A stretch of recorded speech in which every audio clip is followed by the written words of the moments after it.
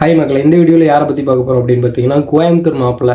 அவரை பற்றி நிறைய பேருக்கு தெரிஞ்சிருக்கும். இப்போ அவரோட பஞ்சாயத்து தான் பெரிய பஞ்சாயத்தாக போயிட்டுருக்கு. என்ன அப்படின்னு பார்த்தீங்கன்னா, அவர் ராகுல் டிக்கி அவரோட இன்ஸ்டாகிராமில் போயிட்டு RIP all is well Coimbatore will remember you அப்படின்னு ஒரு கமெண்ட் பண்ணியிருக்காரு. சரிங்களா, இது என்ன மாதிரி பண்ணியிருக்காருன்னு சொல்லிட்டு எல்லோரும் பேசுகிறாங்க அப்படின்னு பார்த்தீங்கன்னா, முன்னாடி ராகுல் டிக்கி அவரை வச்சு கலாய்ச்சி ஒரு வீடியோ போட்டிருப்பாரு. அந்த வன்மத்தில் அவர் இறந்த சந்தோஷத்தில் இந்த மாதிரி ஒரு கமெண்ட் போட்டிருக்காரு அப்படின்ற மாதிரி எல்லோரும் அவரை போட்டு அடின்னு போட்டு அடிச்சிட்ருக்காங்க.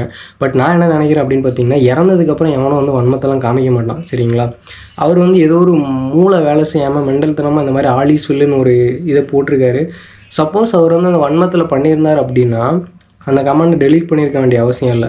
போடும்போது இந்த மாதிரி நம்ம கமெண்ட் பண்ணால் என்னென்ன எதிர்வினைகள் வரும்னு அவருக்கு தெரிஞ்சிருக்கும், ரைட்டா?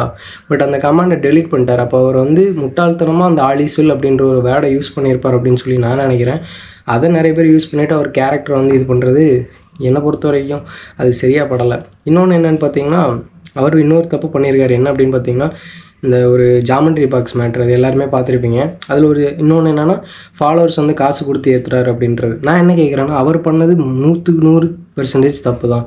ஆனால் அந்த மாதிரி நிறைய பெரிய பெரிய யூடியூப் சேனல்லாம் கிவ் அவேன்னு பேரில் பண்ணுறாங்க. அதை ஏன் யாருமே கேட்க மாட்டீங்க? கோயம்புத்தூர் மாப்பிள்ளையை மட்டும் ஏன் இந்த அடி அடிக்கிறீங்கன்றது தான் என்னோடய கேள்வி. நிறைய பேர் கேமிங்லாம் ப்ரொமோஷன் பண்ணுறாங்க பெரிய பெரிய சேனலில் கூட. அதெல்லாம் எதுக்கு கேட்க மாட்டீங்க?